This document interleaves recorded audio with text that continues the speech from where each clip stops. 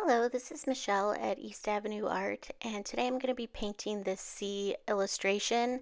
And you can get the traceable download from my Patreon if you would like to follow along with me. It's actually free. I don't have any paid levels of Patreon. It's just a good place for me to store files for people to access.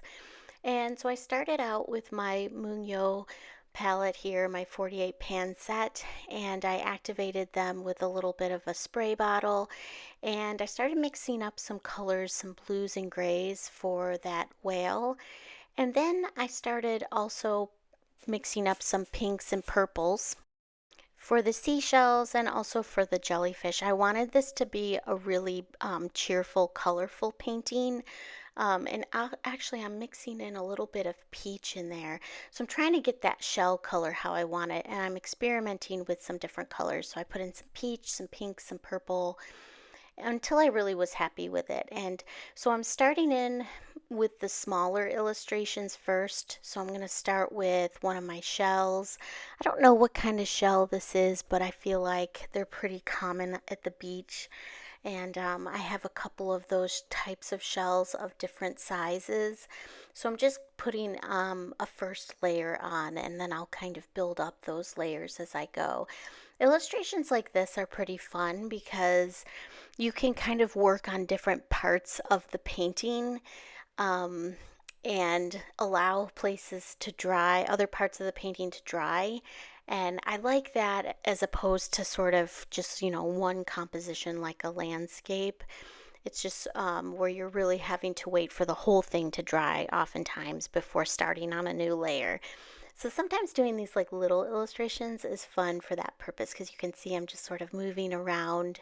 And I took this very sort of orangey brown there for the starfish. Those are really fun, I think, to paint.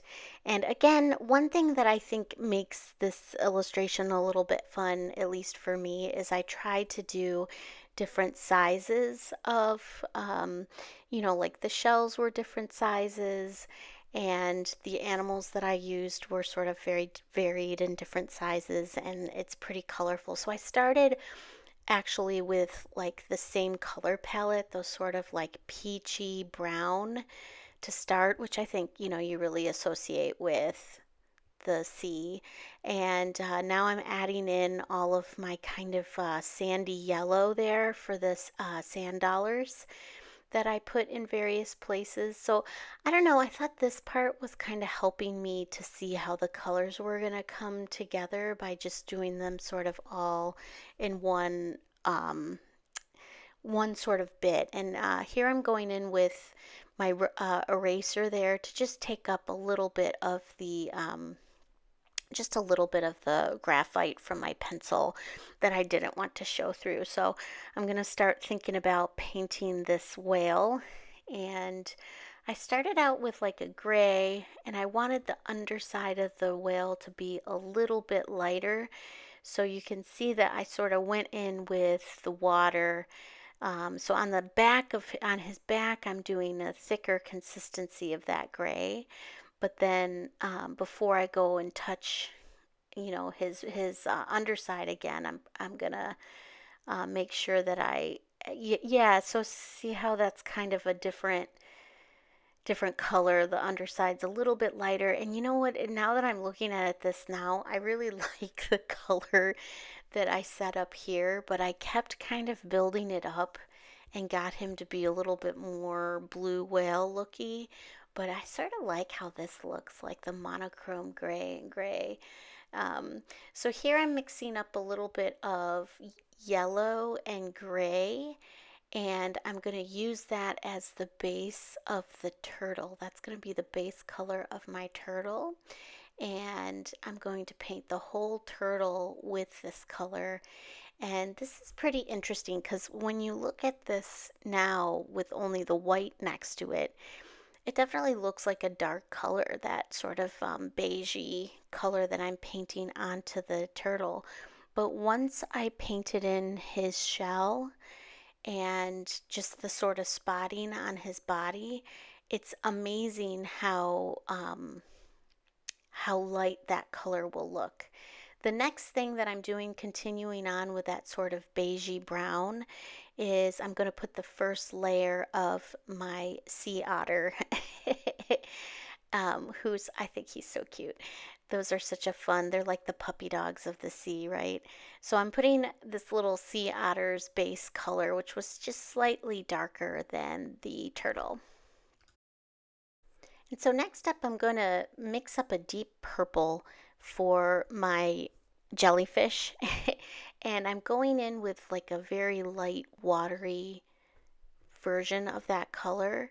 And I'm going to drop in the purple like straight out of the palette just to kind of let the watercolor play. Like, I feel like jellyfish are such a weird little entities that I didn't want sort of any harsh lines on the body of that. So I wanted to maintain a little bit of a highlight there, but I wanted the edges to be pretty dark. I think that's kind of what they look like when you look at them. You can see the edges, but there's a little bit more translucency towards the center of the jellyfish.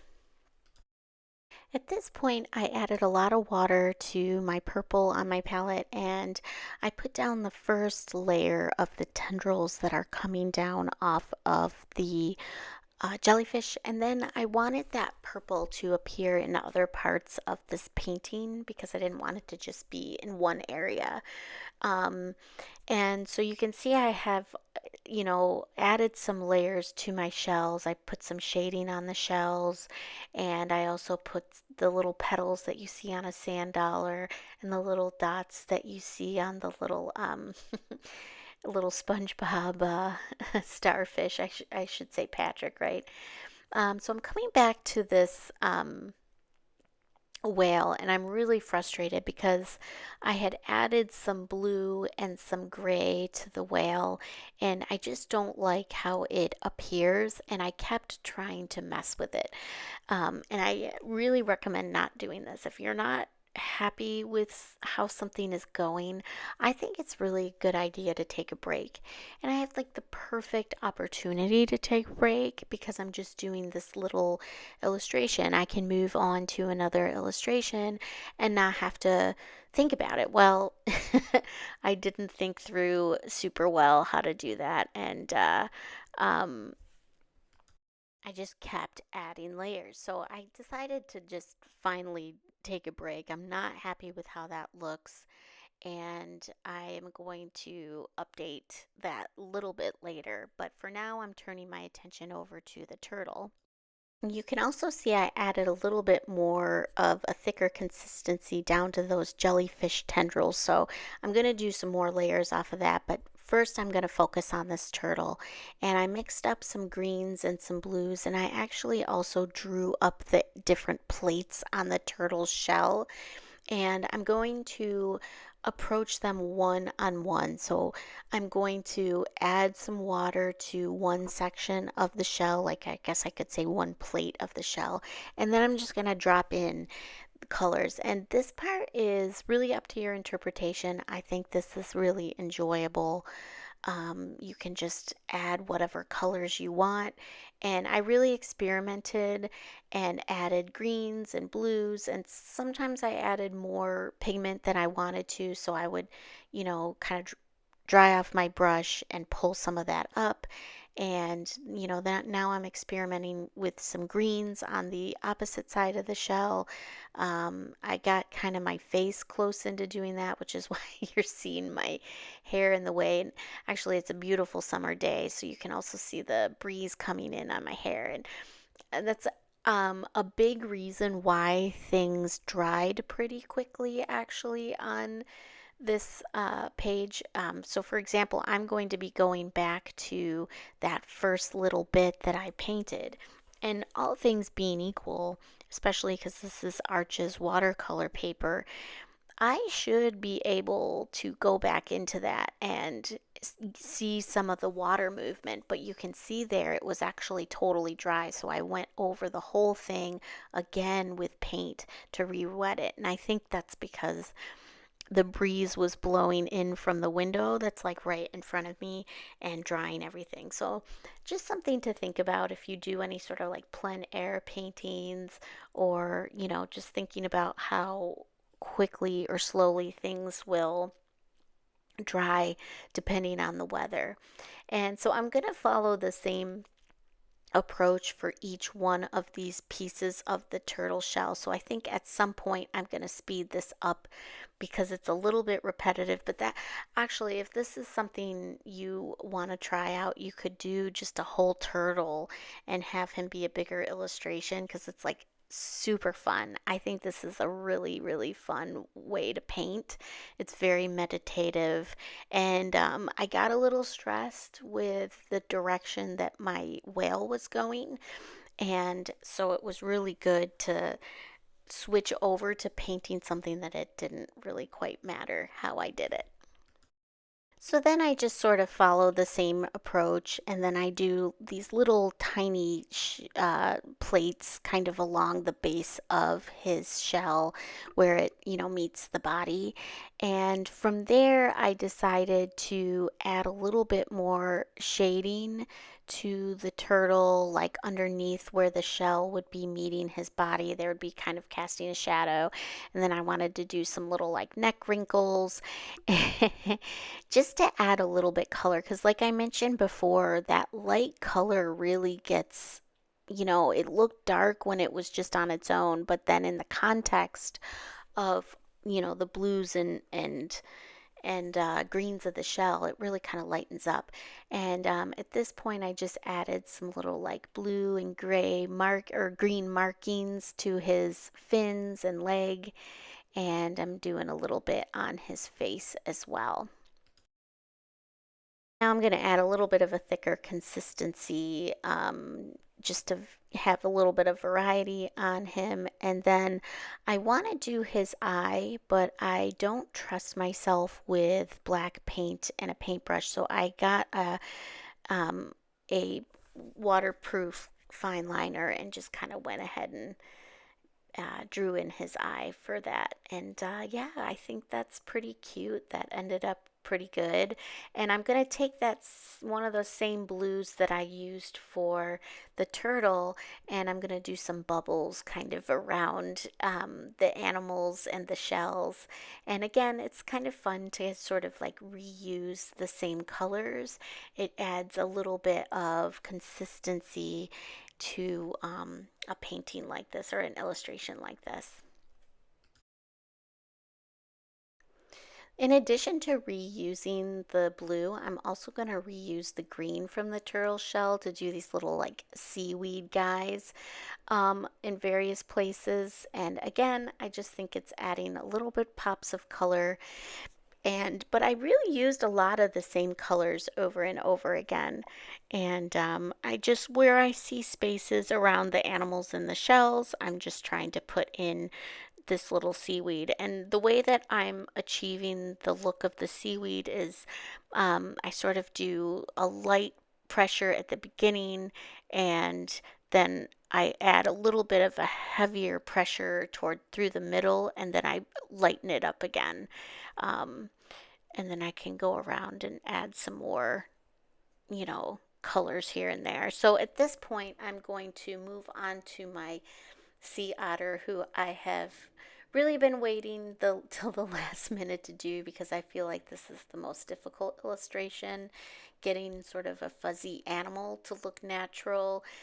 So I started in with just really trying to do these like short, choppy strokes to give that impression of fur. So I went in where his arms and his legs or feet were, and then I'm just like using different consistencies and different um, colors, slightly different colors, just to sort of like build up his furry coat. And so, yeah, this is going to take several layers until I'm happy. And I would say out of all of the illustrations on the page, this one I was like the least happy with as far as like getting him to look cute. Um, He's just okay. So I decided I needed to build up the base layer a little bit more on his body. And now I'm going to let that dry. And I thought this would be a good opportunity to paint in my little pun, seize the day. So I used again this blue that I've been using throughout the illustration. And I always sort of draw in my writing first. And I didn't love how that E turned out, unfortunately, but you know, what are you going to do? I think it's actually extremely difficult for me to paint cursive. A lot of times I will just switch over to a fine liner and just, draw, draw it in with a fine liner. But I wanted this sort of consistent blue that I've been using all over. So I thought that I do love the color, but something was a little bit lost. I usually write a little bit better. And then I'm just sort of outlining some of those like bubbles.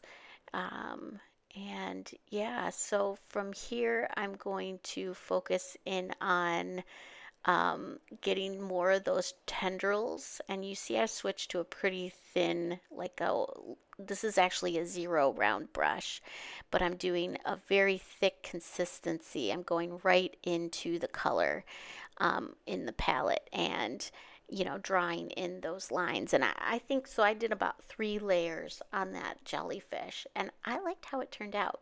So then I thought, I should probably switch to a smaller brush too for my little otter.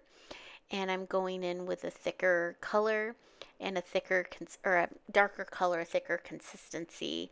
And I'm bringing out where his paws would be on his sort of chest there. And, just trying to add some fur, like some dark color underneath his chin.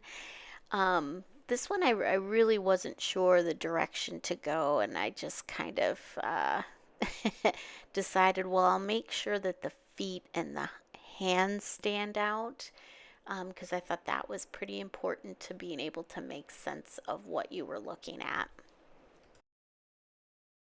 So this part I'm going to speed up even more, just because I think it's pretty clear what I'm doing. I'm being a little bit repetitive. I mixed in a bit of purple into my brown. That's one of my favorite things to do with brown, is to get a little bit of purple in there. I think it just adds a really nice layer of richness.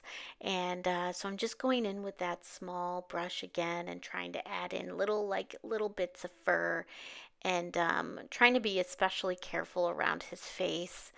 Um, and yeah, so I'm just kind of also adding in a bit of blue to get some shadow color as well.